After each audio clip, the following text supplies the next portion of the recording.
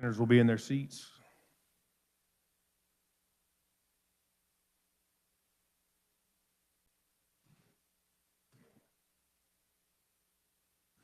Clerk will call the roll. Alley, Baumgartner, Billinger, Bowers, Clays, Orson, Dietrich, Dahl, Erickson, Fag, Faust Godot, Francisco, Gossage, Haley, Hawk, Hildebrand, Holland, Olsher, Kirshen, Cluse, Longbide, Masterson, McGinn, Olson, O'Shea, Peck, Peterson, Petty, Pittman, Pyle, Reichman, Steffen, Straub, Solentrop, Sykes, Thompson, Tyson, Ware, Warren, Wilborn. Senators and your guests, please rise and give prayerful attention to the chaplain.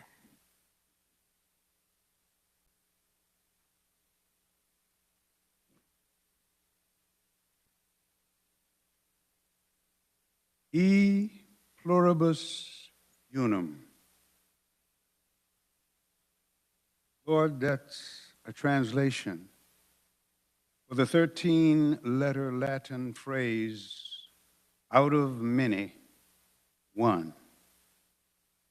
Over 300 years ago, by your inspiration, Lord, and by an act of Congress, it was adopted as the motto for this great nation. Many uniting as one, a goal and objective not yet achieved. And Lord, it appears as though some of us have forgotten our motto, or we're trying to change it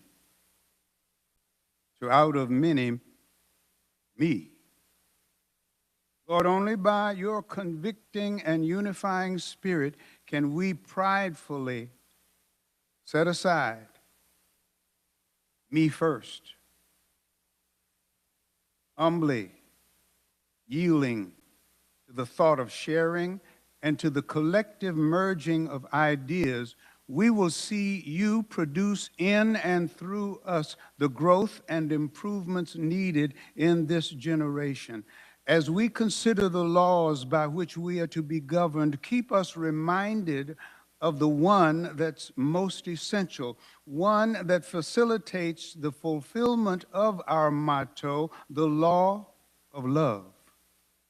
This is so essential that in the 1 Peter 4 through 7 and 11 passage, you said in verse 8, above everything else, show sincere love for each other, because love will cause people to be forgiving of one another's shortcomings. Lord, let the love and harmony of E pluribus unum prevail in these halls. I come to you, Lord, in the precious name of Jesus, who loved us to death. Amen and amen.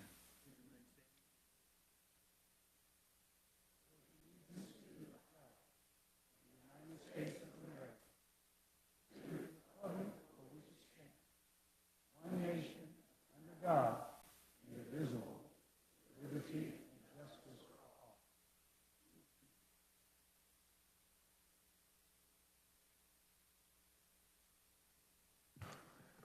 all. On a point of personal privilege, the chair recognizes the senator from Sedgwick, Senator Faust Godot. Thank you, Mr. President. First, I want to take this opportunity to acknowledge those in the gallery here who are here today for Black Legislative Day. And I don't know, I don't have my glasses on, is Benita Gooch in the gallery there?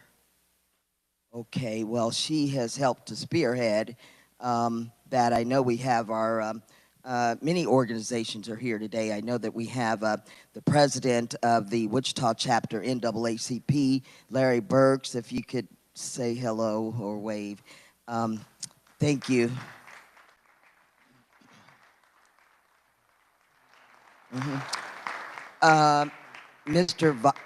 Mr. President, but we have an honored guest in our VIP section here on the Senate floor that I want to acknowledge. So it is with great privilege to acknowledge a friend of mine and a constituent of mine who is sitting here, Mrs. Margaret Thompson.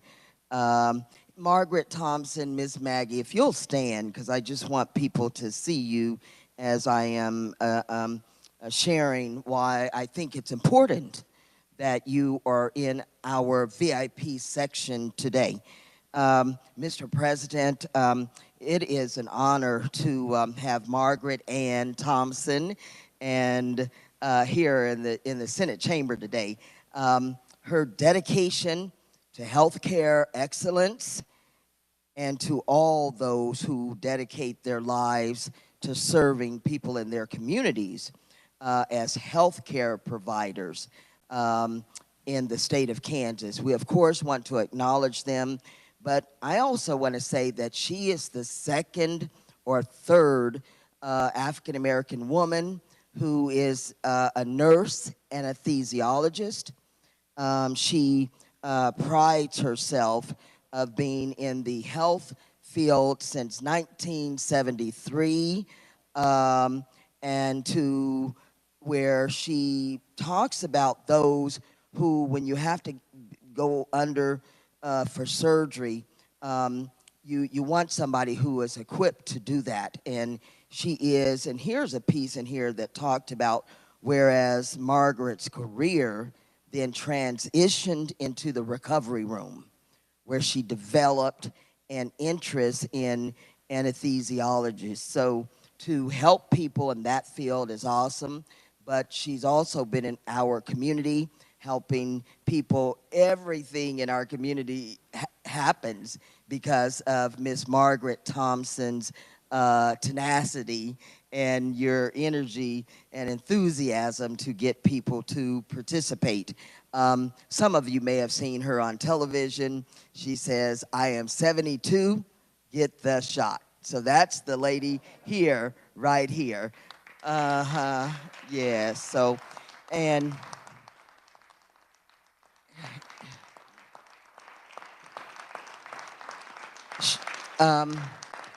Mr. President, she is also joined today by her husband, and if he would stand, Dennis Thompson. He is a retired police captain at the Wichita airport. He is also the retired fire captain at Wichita airport, and just honored to have you here.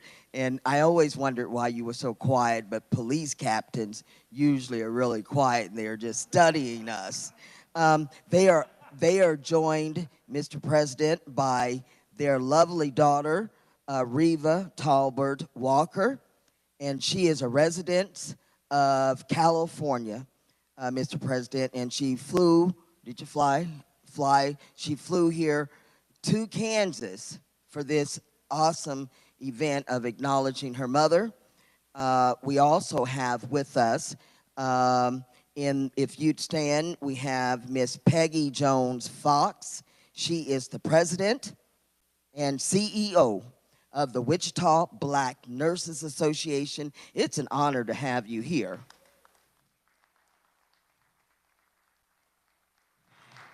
And Mr. President, last but not least, this lady, I lived across the street from her. She prayed for me a many of days. My colleagues know how I can sometimes get. And so we have with us Pastor Marcia Hector Haney with us, who contacted me to do this resolution for Margaret Thompson, is here with us in the Chamber, Pastor Marsha Haney. Welcome and thank you for your involvement. Mr. President, we will close with this. I will yield to the Senator, Senator David Haley from Wyandotte to close us out on this, Mr. President. Thank you for your indulgence. Senator from Wyandotte, Senator Haley. Thank you, Mr. President. Thank the Senator, the gentlelady from Sedgwick, for bringing the resolution today. There's not much I can add to what she has said. We would say, though, welcome very much to Nurse Thompson and her family and friends that are here. We are grateful for your service. PSAs are hard. They're going to fall with favor with many, but a public service announcement that has resonated certainly in my community. We're grateful for. I'd like to get a picture with you, ma'am, because you are indeed one who is promoting what we feel is a very necessary and needed concern at this time that we are inflicted in our community. Thank you for making the time to be here. I can't add too much to what Senator Falsca-Doe has said, except we're especially elevated and personally pleased that you would take time to be recognized by the Senate today. Thank you, and I'll yield back, Mr. President, to Senator Falsca-Doe. Mr. President, thank you so much. And again, if everybody in the chamber would give my guests here with the Black Legislative Day and my honored guests in the VIP section, Margaret Ann Thompson, please give them a round of applause.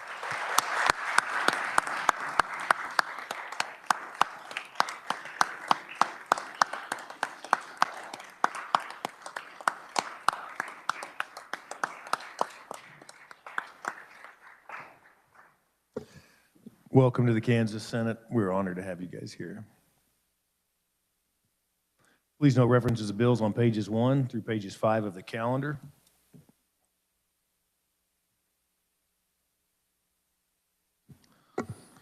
Apologize, Senator Haley. I had a second point of privilege for you I didn't see on here. On a second point of personal privilege, Chair recognizes the Senator from Wyandotte, Senator Haley. Thank you, Mr. President. Actually, it was my prime personal privilege. The Senator from Sedgwick allowed me on hers, and thank you and Secretary Carnahan for remembering today.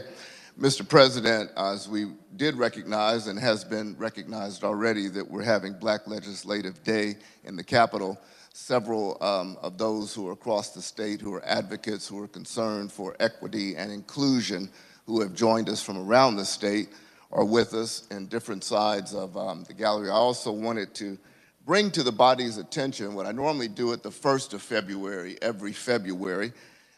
We also recognize February as Black History Month. And I'm personally elevated to share a personal Black history of this body with you. Mr. President, you've heard this before, but there are some who are not, and also with our fellow colleagues. It should be noted that there have been 11 Black state senators from Kansas in our history, just 11. And some of them, or many of them, who've borne that honor didn't serve, they were just appointed. The first in this chamber, and I'll go through this in rapid dispatch, the first of this chamber whose picture I bear on my desk was George Haley, who was my father, who was elected in 1964 from Kansas City, along with, from Wichita, Curtis McClinton. Those were the first two. There had been one appointed prior to that named Edwin Sexton, but again did not serve. Then we had also from Wichita, after Haley and McClinton, there was McCray, the Honorable Billy McCray from Sedgwick. Afterwards, there was Eugene Anderson, also from Wichita, the Honorable Gene Anderson. And then elected to this body with whom I would serve was the Honorable UL Rip Gooch from Sedgwick County. Rip Gooch, whom we recently lost, who passed at the age of 98, was the distinguished gentleman who brought to bear so many of the issues that we're grappling with even still today. and as my mentor sitting to my left, urged me to always be an advocate and encouraged so many to be an advocate for the often downtrodden and the overlooked. Again, he passed just a few months ago, Mr. President, Rip Gooch at 98. After his service, after he was there was my predecessor, Senator Sherman Jones. And Senator Jones, the Honorable Sherman Jones, represented Wyandotte County, the 4th District, and I have succeeded him in that capacity. Yours truly, David Haley. Also, from Sedgwick County, after Senator Gooch, would be the Honorable Donald Betts. And Donald Betts was one of the youngest to be elected to this body, served very well. He's now an attorney in Australia. And after that was the first woman, black woman, to serve in this chamber, also from Sedgwick County, our own, the inimitable and uncompromised gentlelady from Sedgwick County, our own Senator Aletha Fowles-Godot. Beyond those, there was Darrell Gray, who was appointed, and as I mentioned, Edwin Sexton. Mr. President, finally, and members, let me say, some people always ask, me, David Haley, why do we have Black History Month? Why do we need Black History Month? Why aren't we all Americans? It's American history, and indeed, Black history is American history. Black American history speaks to what America is. But so often, too often, as we know, the contributions to America in this e pluribus unum that our Chaplain Washington, spoke to, has been segregated out by the accomplishments that have been made and the gains and the losses that have been made that can only be borne and traced to color and race. And those who do not remember this, I fear our history are doomed to repeat it. So as we pledge allegiance, all of us, all of our lives, and we seek liberty and justice for all, but realize liberty and justice is too often for some. For those who are advocates, who have come from far and near, and who will continue to bear the torch daily to try and bring about that equity, I ask for all of us to look toward being that one that we strive to be and no longer find our divisions along the accomplishments and the contributions that have been born from color. And finally, I'm not going to read it, but I will say that I'm going to ask that my remarks be spread upon the journal, and inclusive would be the lyrics of what is called the Black National Anthem. It is called Lift Every Voice and Sing. It has appeared in years past, and I won't take the body's time further, but it's an inspirational tome that speaks to our past and how far we've come, and that we will march on, indeed, until victory is won. Thank you, Mr. President. I apologize, I missed you.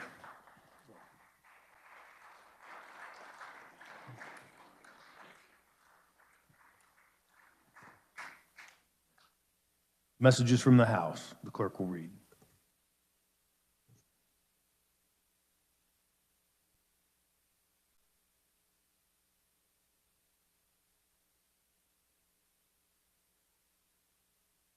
Announcing the House here will transmit certificate of action by the House of Representatives on substitute Senate Bill 35-5, an act concerning reappointment relating to the congressional districts providing for the reapportionment thereof, repealing KSA 2021 Supplement 4-137 and 4-143.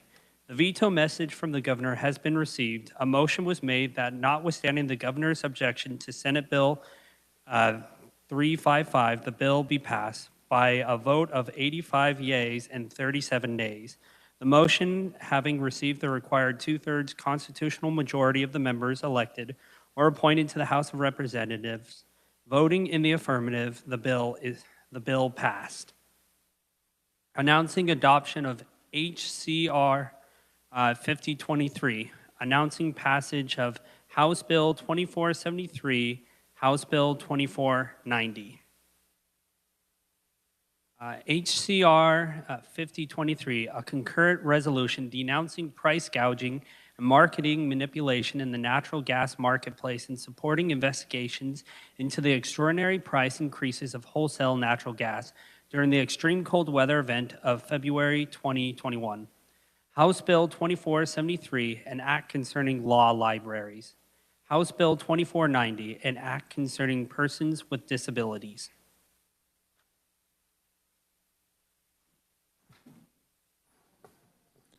This constitutes introduction of those bills previously read. Motion to concur. Chair recognizes Senator from Sedgwick, Senator Erickson on House substitute for Senate Bill 347. Thank you, Mr. President. We heard a couple of weeks ago the Attracting Powerful Economic Expansion Bill, also known as APEX. The House did make some changes, and I would like to go over them at this time. Regarding the payroll incentive, it was originally 10% and is now at 7.5%, with the State Finance Council ability to approve it back up to the original 10%. Only employees who are included on the CNS 100 Kansas Department of Labor report are eligible to be counted for this payroll incentive. The investment tax credit is the same at 15% with a 10-year amortization, and the State Finance Council approval is required to bring that amortization down to 5 years. Our original sunset of 1 year, which would be expiring in March 31st of 2023, is now a 2-year sunset, and the 0.5% corporate income tax reduction is a 0.5% for each project during that 2-year time period, with a maximum of 2 projects. The House added a relocation incentive, $10 million for qualified firm employees to establish residency in the state of Kansas. As far as the qualified supplier changes, the investment tax credit is a step-up percent now rather than the 15%. It starts at 5% for $50 million with a maximum of 10% in $10 million increments. The payroll withholding tax rebate is the same at 65%. The training and education was reduced from $5 million a year, up to $5 million a year for 5 years, to $250,000 a year, up to 5 years. And the 50% exemption in foreign trade zones on property taxes is now left up to be a local decision. So with that, Mr. President, I move the Senate concur in House amendments to House Sub for Senate Bill 347. Questions for the Senator from Sedgwick, Senator from Leavenworth, Senator Pittman. Thank you, Mr. President. I rise in support of this motion to concur. I think the House did diligent work. They took their time. They looked at things. They did put oversight on this. I'm not a big fan of giving oversight to LCC and the Finance Council myself, because I feel like we abdicate a little bit of our legislative duties that way, but I feel in this circumstance it could warrant it as a check to this body as we go looking at this bill to attract the mega projects. Look, we need something. We need a tool in the toolbox that can attract new industry and grow our economy.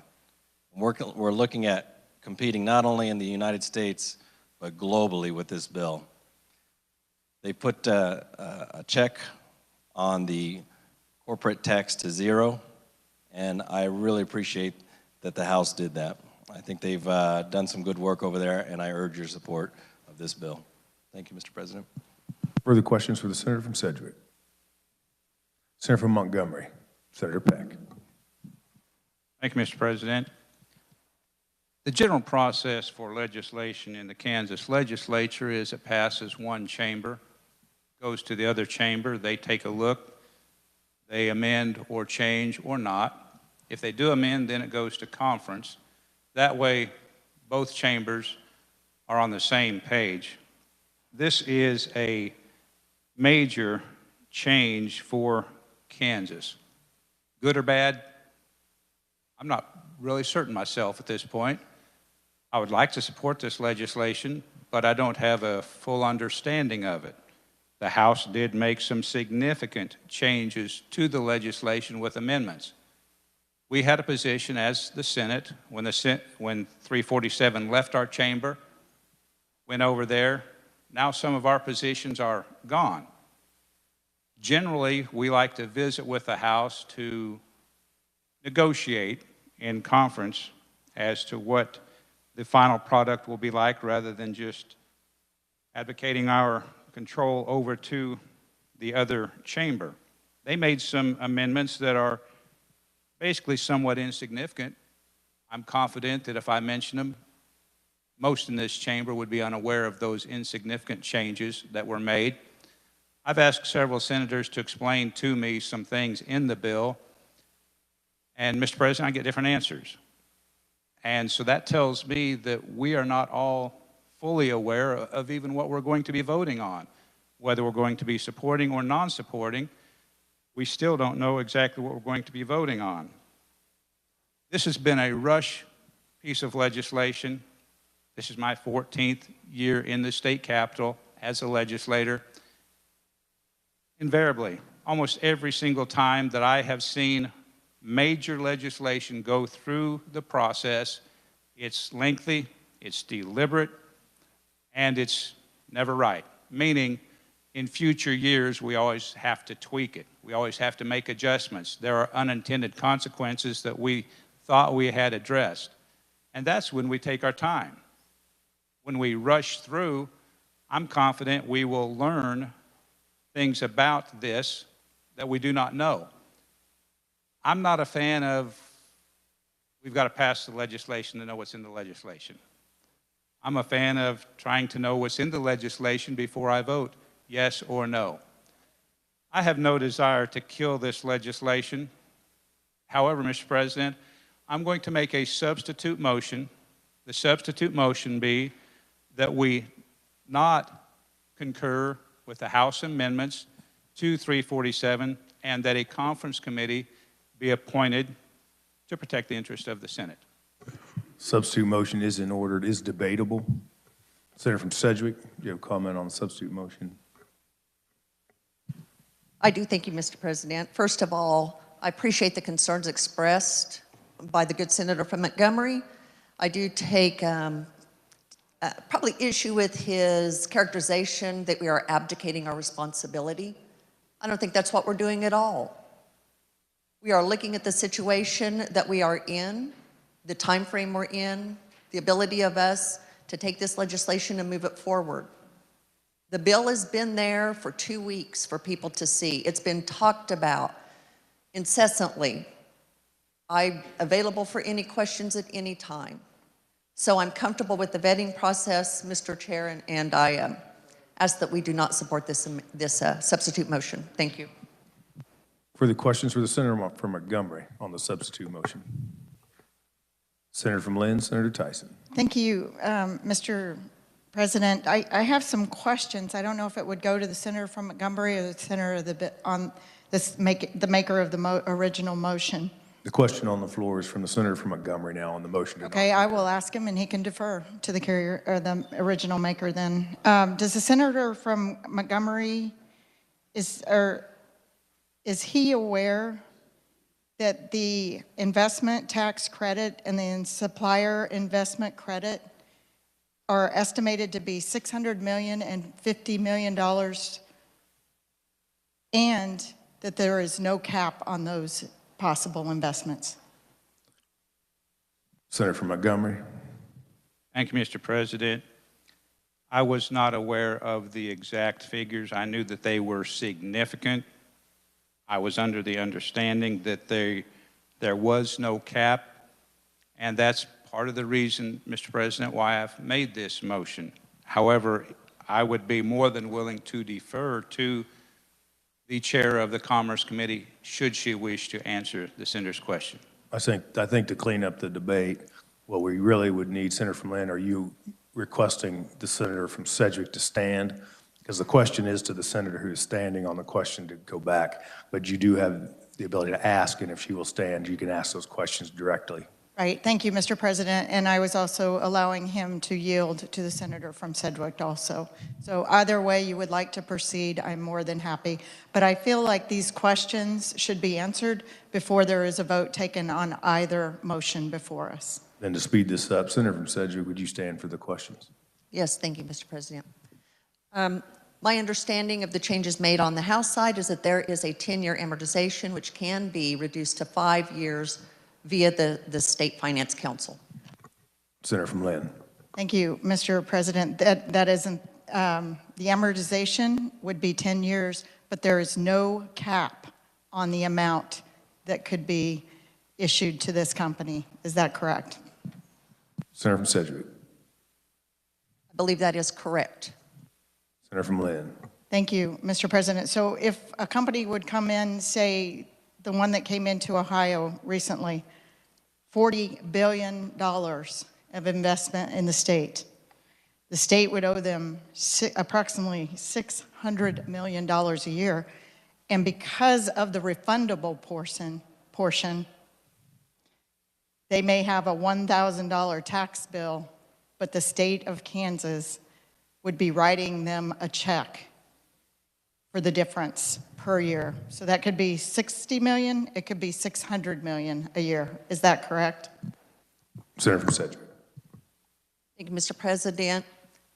Hypothetically, it could be whatever number we want to put in. But what I do know is that the benefit that, and we need to keep in mind, this isn't just about one project.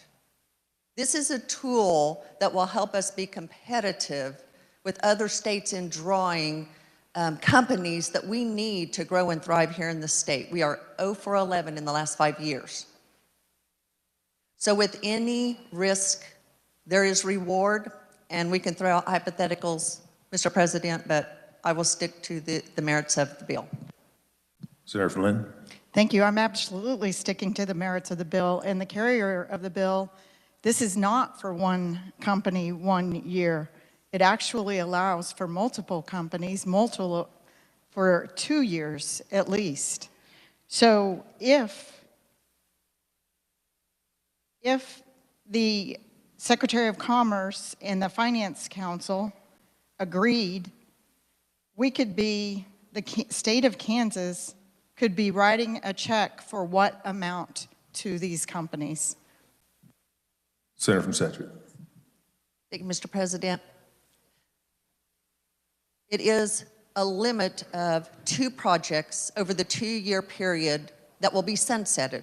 So there's accountability on that end. But if we're going to quote numbers, I'd like to quote some from the Wichita State University Center for Economic Development and Business Research. Here are some numbers that they project based on the scenario that's being described.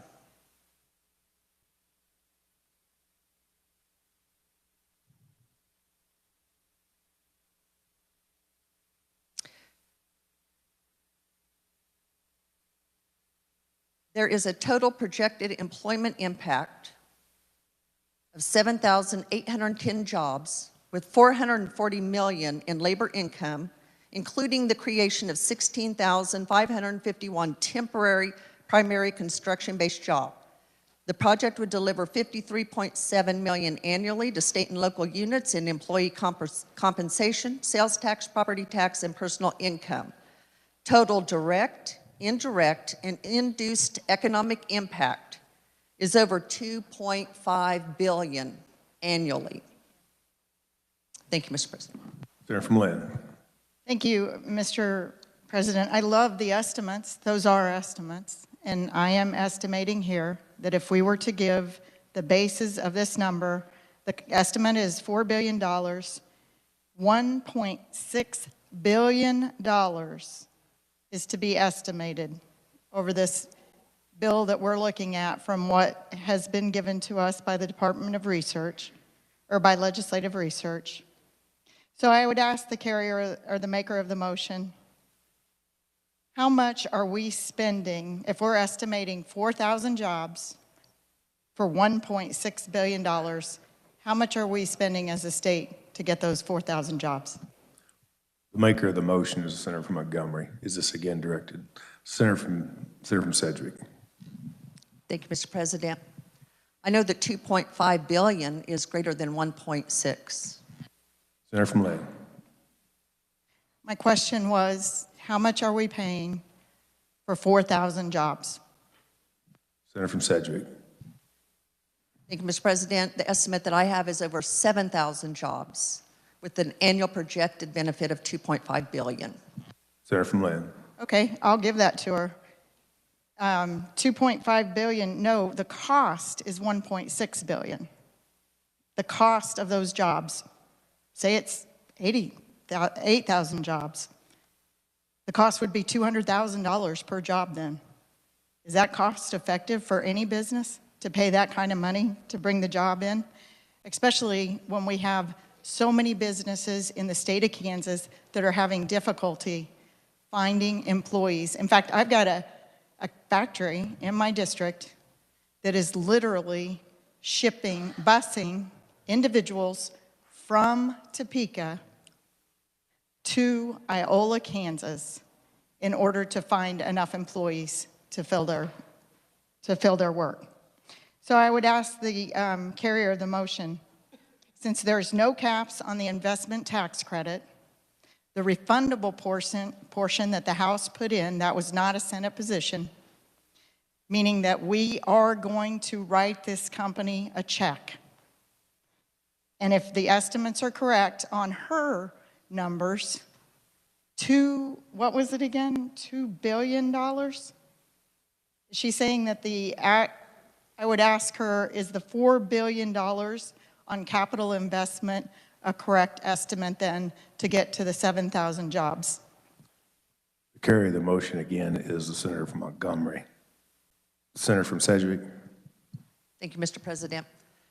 Well, I think it's hypothetical that we will be writing them a check. We may or may not.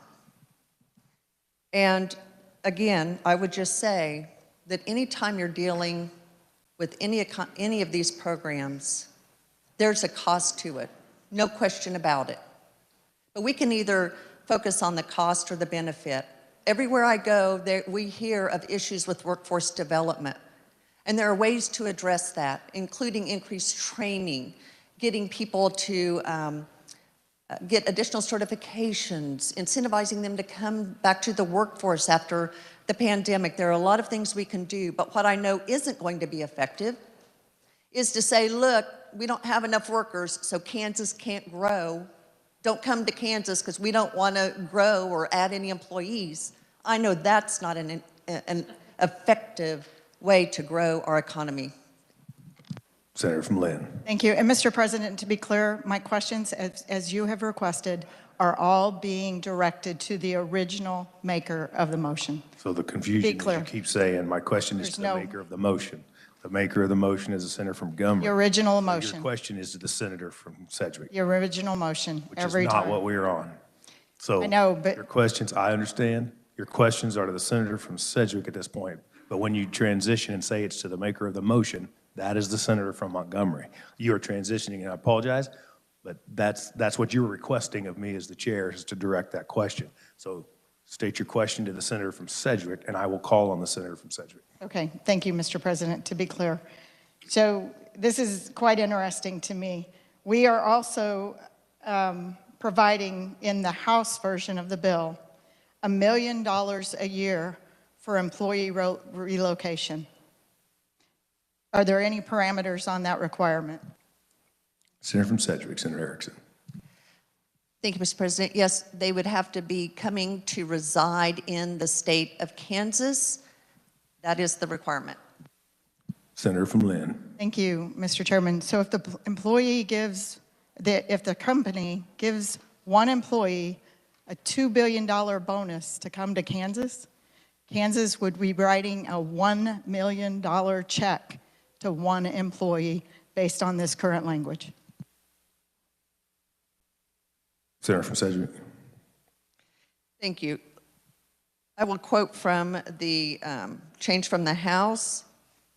This is a $10 million in relocation incentives for qualified firm employees establishing residency in the state of Kansas, and this will be paid for from the savings in the training and education cuts that were made. Senator from Lynn. Thank you, Mr. President. So there is not one restriction on the number of employees. So as I stated, if the company decides to give a $2 million bonus to one employee, that employee would receive a $1 million check from the state of Kansas. Is that a question, or we're Senator from Sedgwick? Thank you, Mr. President. We also need to keep in mind that each one of these companies would be entering into a legally binding contract with the Secretary of Commerce, and it is subject to approval through that process as well. So even though the specific guardrails may not be listed here, there will be additional guidelines and legal ramifications for following those guidelines. Senator from Lynn. So thank you, Mr. President. I would remind the good senator from Sedgwick and the rest of the body, we had guardrails in place for the HPIP program. And we had a Secretary of Commerce who chose to interpret those guardrails differently than how they were written. It was $6 million cap on the program, and they interpreted it to be $6 million a year. It took me a few years to convince that we needed to address that issue. Finally, I was able to convince my colleagues after we're at $40 million that was given away for that program. So I understand the intent that, yes, the Secretary of Commerce will be looking at it, but it bothers me that a company could decide to give a bonus and that the state of Kansas would be writing that check for one employee. I'll move on, Mr. President. I just think that the House sent us the bill, and I think it needs a closer look than what has occurred here today. And I would tell you, this was interesting. The House, when they got the bill, they called it a train wreck from the Senate. They said now their talking points are that it is a train wreck from the governor's office and that the Senate rushed to do business and to send it over to the House, and they had to quote unquote fix it. Well, Mr. President, I agree with the maker of the motion to send it back to form a conference committee. The House is challenging the Senate. They have put the gauntlet down, and we need to rise to their challenge. They said that we rushed, we're not doing our homework, that this body is not diligent. I think we need to send them the message that we are very diligent. Thank you, Mr. President. On the motion to non-concur in a conference committee be reported, Senator from Johnson, Senator Olson. Thank you, Mr. President. I don't think there's a state in the country wishes they're not in our position right now to create this kind of jobs with this kind of economic investment. We're going to see a lot of money invested into Kansas before they start receiving this incentives back. And, you know, right now, we got the whole world watching us, the next company that wants to come to Kansas. And what we're showing them is we can't compete with the other 49 states on incentives.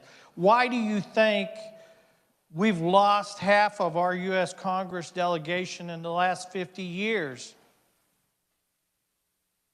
We're not creating the jobs, we're not creating the housing we need in this state. We're not competing with the rest of the country. Now, it's my understanding at the end result, this is about 25 to 30 cents on the dollar in investments that we're giving out in incentives. I think that's a win. I think bringing 7,000 jobs to Kansas on top of all the other jobs of the facilities, the manufacturing that's going to happen, building the facilities, the restaurants, the gas stations, all them jobs that we're not even talking about, them secondary jobs. It's going to be a boom for somewhere, And I hope it's somewhere in Kansas, not somewhere else.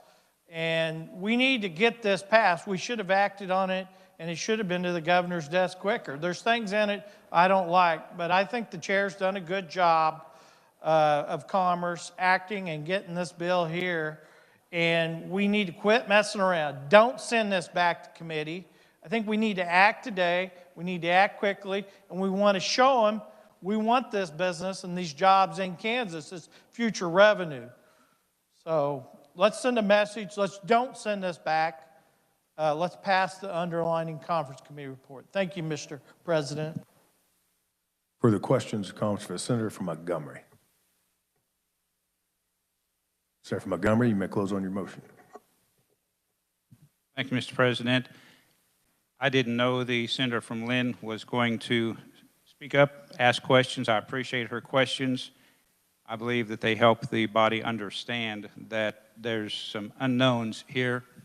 And again, to clarify, I'm not making a motion to send this back anywhere. I'm making a motion for us to have a conference committee so our chair, or whoever our conferees are, I will just put it that way, can get with the House conferees and come up with a bill that hopefully is acceptable to all of us. Because I agree with the senator from Johnson. We do want more jobs. We do want good paying jobs in the state of Kansas. We do want economic development.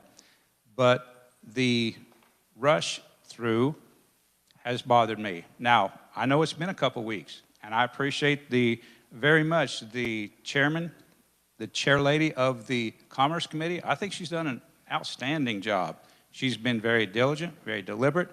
However, the House just earlier this week concluded their work on it, and we don't know exactly what all the House has done. We know that they made some significant changes, as evidenced by the fact that this is a substitute bill. A substitute bill is because one chamber made enough changes or markups, they decided, well, it would be much cleaner if we just wrote a substitute bill and put it out there. The refundable tax credits. This body said, we don't agree with the bill as written with this refundable tax credits. Went over to the House, they put the refundable tax credits in.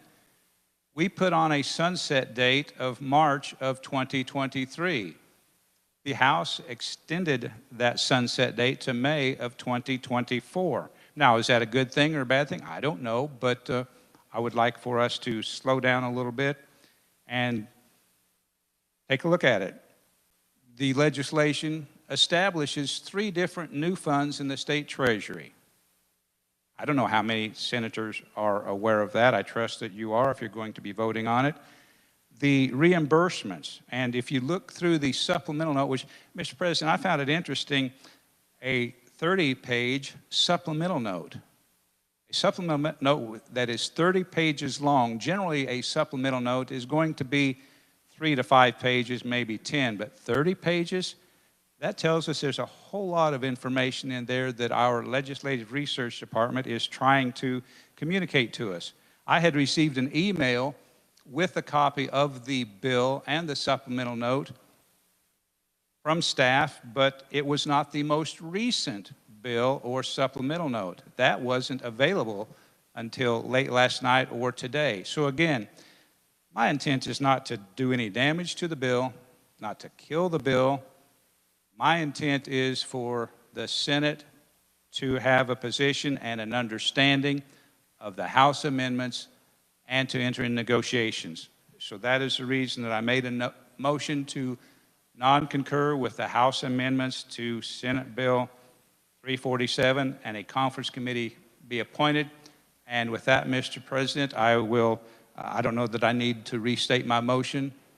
Do you wish for me to restate it? You do not need to restate it. Okay, but I would ask colleagues that you support this motion. Again, all it's going to do is just slow it down a little bit. Let our conferees visit with the House conferees, help us understand a little bit better what it is that we are. So I would move my motion, Mr. President.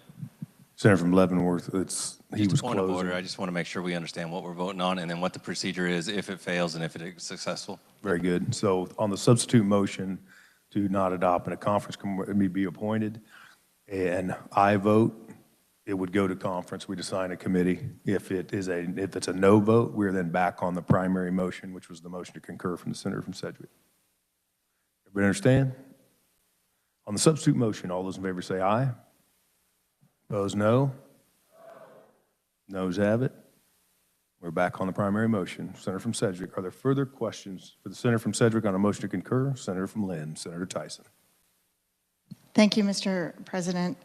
Just a couple of questions for the carrier of the motion, if she would. When she was describing the bill, she said that the suppliers, that it was a $250,000 tax incentive for training. That's per business per year, is that correct? Senator from Sedgwick.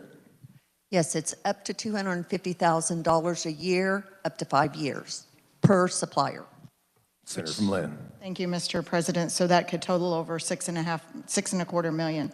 My concern with this legislation, I absolutely want businesses to come to Kansas.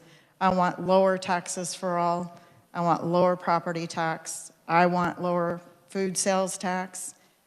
I want Kansas to be the shining state in the nation. By picking one company, we are potentially giving away any tax savings that we could pass on to Kansans this year. It's quite a disappointment, and according to one report, we will have a budget deficit by 2025 if we pass this legislation. That's not good for Kansas, and it's definitely not good for Kansas taxpayers. Thank you, Mr. President. Further questions for the senator from Sedgwick? Seeing none, Senator from Sedgwick, you may close on your motion. Thank you, Mr. President. I do appreciate the questions and the discussion that we have. We should have that. This is a big bill. It has a lot of lasting implications for our state. And I agree with the senator from Lynn. We all want Kansas to be that shining example. We all want Kansas to be the best that it can be. And to that end, what I know is we can't continue to do what we've been doing. We have to lower the cost of doing business in Kansas for all businesses. This provides a way to do that. It provides a way for Kansas to be competitive with other states who continually get the big projects that we have failed to get. This is one tool in a toolbox that is needed for our state. So with that, Mr. President, I close. We will hold for final action. We are now ready for final action. On this roll call, we will take the following: the motion to concur on a House substitute for Senate Bill 347. The clerk will read the title.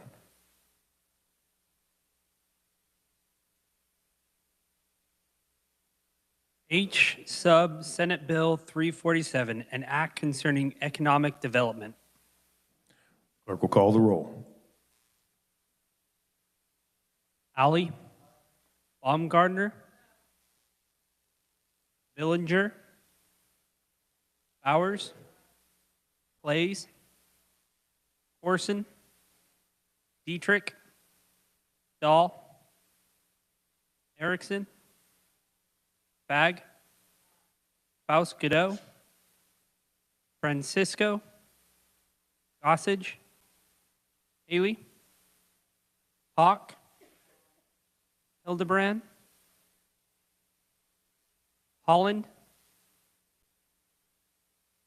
Holscher, Kirshen, Cluse, Longvine, Masterson, McGinn,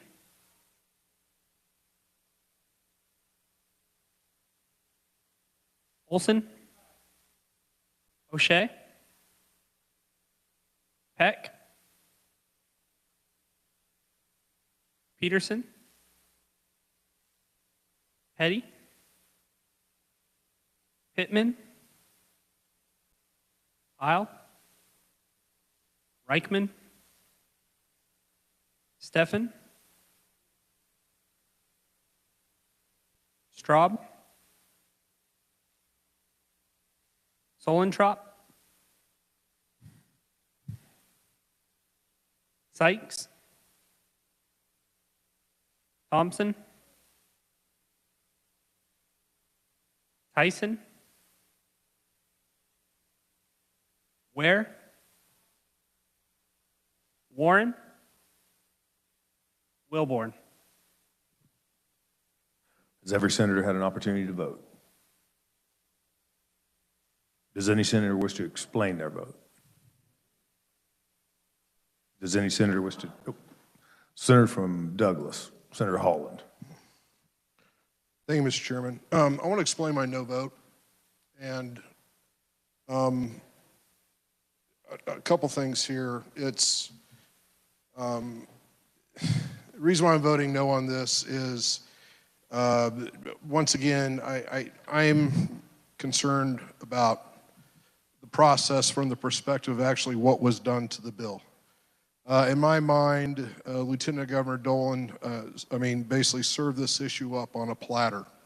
He had a deal. And I think it's our job as a body to provide a process to our constituents so they understand and they get the sense that we evaluated this and we're acting on the things, the merits. The underlying deal itself, what is put together is fine, and we can all make a decision yes or no on that. I'm voting no not because of the merits of the deal. I'm voting no because I feel the process got compromised, Mr. President, when there was, in my mind, an unrelated benefit put onto the deal. And this was the lowering of the corporate income tax. And it wasn't just lowering the corporate income tax for the targeted beneficiary of the product, it was basically lowering corporate income taxes, period. To me, this creates a problem because what it says to my constituents is, well, why is the corporate income tax cut in this deal? To me, we should be able to make that determination, the merits of it, yes or no on its own. And what I don't want to see happen, Mr. President, is this be used as an excuse. I don't want my constituents thinking that I'm putting corporate interests ahead of everybody else. So my point is that I'm voting no. I think the deal itself is fine. And I think we're at a point, that's why I did not support the motion to not concur, because we're at a point to make this decision and move on. But my point is that when we introduce benefits to people outside of the deal, it's how do our constituents perceive that? And I don't want to do anything to jeopardize the good tax policy pieces that Senate tax and House tax, I know, are waiting to basically work. Thank you, Mr. President. I think you're going to have trouble trimming that down to 200 words. Do you have your, very good. Further explanation of votes. Senator from Miami, Senator Baumgardner. Thank you very much, Mr. President. This is the second time I've cast a nay vote on this, and I think it's appropriate to simply share with this body. You know, we came to the session on January 10th with all kinds of optimistic plans, lowering taxes, particularly addressing food tax. That's something that the Republican caucus has tried for many, many years. And we thought this is the year that we're going to be able to strike that balance with regard to food tax. We also thought there would be an opportunity to pay down debt against capers. And I see with the passage of this bill, if it becomes a reality and we do have an unknown corporation coming from who knows where, landing who knows where, and hiring up to 4,000 people, who knows what those jobs are that will pay $50,000 a year. But with the breaks that they're receiving, we are not going to be able this session to pass legislation that pulls down those food taxes, perhaps addresses property taxes to some extent, and helps to pay down capers. So that is the reason for my no vote. Thank you, Mr. President. Would Would you like your remarks spread on the journal? Very good. Further explanation? Are there any changes to vote? Seeing none, the clerk will close the roll and tally the vote.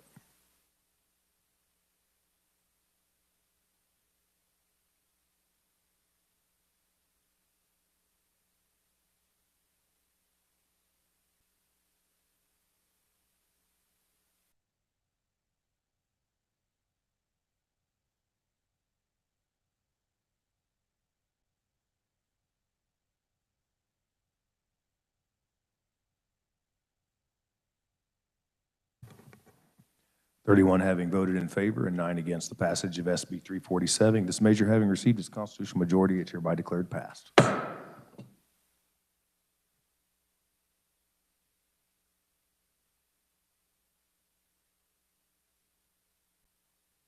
Message from the governor, the clerk will read.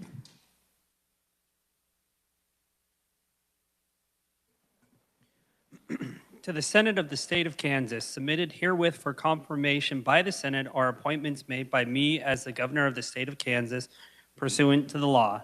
Judge, Kansas Court of Appeals, Angela Coble. Secretary, Kansas Department of Health and Environment, Janet Stenick.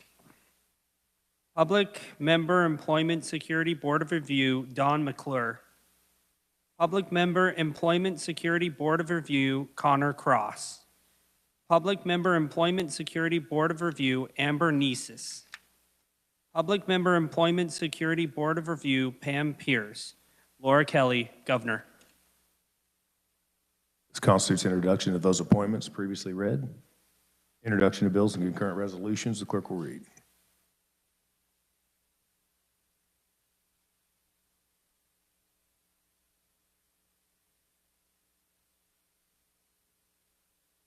Senate Bill number 467 by Senator Corson and others, an act concerning labor and employment. Senate Bill number 468 by Committee on Federal and State Affairs, an act concerning the state capitol. Senate Bill 469 by Senator Sykes, an act concerning public assistance. Senate Bill 470 by Senator Sykes, an act concerning labor and employment. Senate Bill number 471 by Senator Sykes, an act concerning health benefits. Senate Bill number 472 by Senator Sykes, an act concerning health and health care. Senate Bill number 473 by Senator Straub, an act concerning crimes, punishment, and criminal procedure. Senate Bill number 474 by Senator Straub, an act concerning health and health care. Senate Bill number 475 by Committee on Education, an act concerning education. Senate Bill number 476 by Committee on Utilities, an act concerning cities.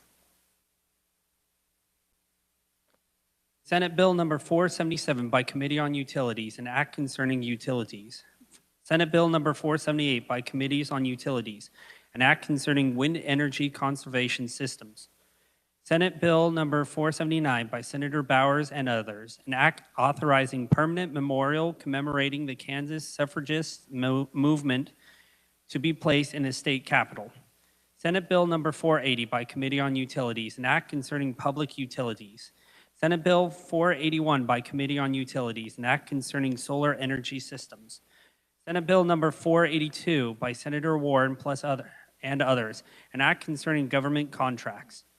Senate Bill number 483 by Committee on Judiciary, an act concerning crimes, punishment, and criminal procedure. Senate Bill number 484 by Committee on Education, an act concerning education. Senate Bill number 485 by Committee on Federal and State Affairs, an act concerning elections. Senate Bill number 486 by Committee on Federal and State Affairs, an act concerning elections. Senate Bill number 487 by Committee on Federal and State Affairs, an act concerning reproportionment. This constitutes introduction of SB 467 through SB 487. Reports of standing committees, the clerk will read.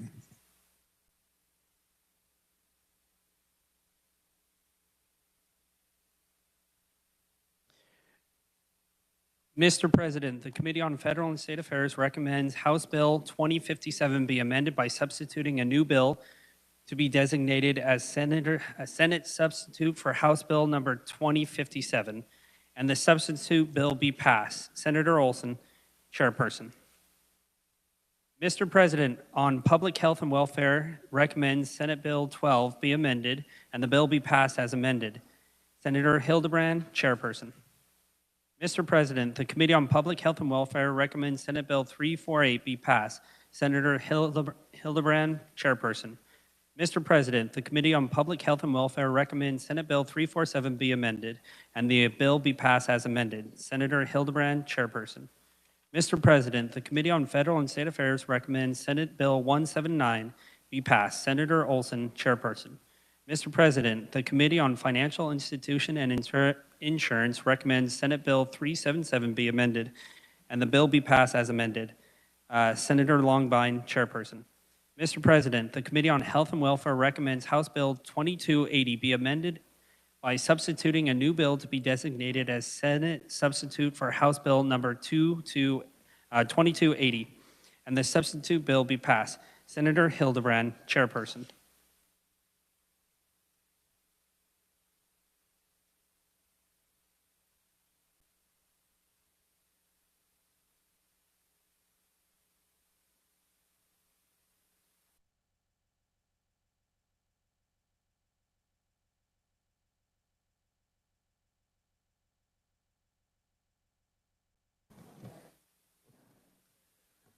At this time, withdrawing SB 450 from the Committee on Ways and Means and referring to the Committee on Financial Institutions and Insurance. Body, today is the deadline for member bills. The revisers believe they have everything to us. So just a quick reminder, I'm going to move into announcements. If anybody has anything sitting on your desk that hasn't been turned in by the time when we adjourn today, that deadline passes, just FYI. So are there announcements? Senator from Lynn. Thank you, Mr. President. The Senate Tax Committee will be meeting Friday at 9:30. We will reschedule the BOTA hearing that was supposed to happen today. We will continue the Department of Revenue hearing tomorrow, and we will have the 2 hearings on the bills listed tomorrow. Thank you, Mr. President. Senator from Johnson, Senator Warren. Thank you, Mr. President. This is an announcement that Senate Judiciary Committee will be meeting this Friday, February 11th at our normal time in our normal room, 10:30 in 346 South. We will be working bills that we have previously heard. Thank you. Senator from Cherokee, Senator Hildebrand. Thank you, Mr. President. If I could, I have 2 announcements. The first one is the legislative prayer breakfast will be tomorrow at 7 a.m. in room 142 South with our guest speaker, Reverend Brett Durbin. And then for the Public Health and Welfare Committee, we will be meeting Friday to work bills previously heard from 8:30 to 10:30, possibly, in room 159 South. If we have to come on the floor for business, we will recess and then go back. Thank you. Senator from Wyandotte, Senator Petty. Thank you. I just want to make the body aware that this has been scheduled, unscheduled. But Immunize Kansas Coalition is having an educational reception. You all received a flyer actually earlier, looks like this, and you may actually have had a little food package delivered to your office if you responded. It starts at 5 o'clock and it's virtual, so I hope that you will get on. It's Immunize Kansas Coalition. Senator from Sedgwick, Senator Kershaw. Thank you, Mr. President. Just want to remind colleagues that Senator Ag will be meeting tomorrow and Friday. Any further announcements? Seeing none, Chair recognizes the Majority Leader from Cali, Senator Alley. Thank you, Mr. President. Move the Senate adjourn until 2:30 p.m. on Thursday, February 10th, 2022. You've heard the motion. All those in favor say aye. Opposed, no. Senate's adjourned.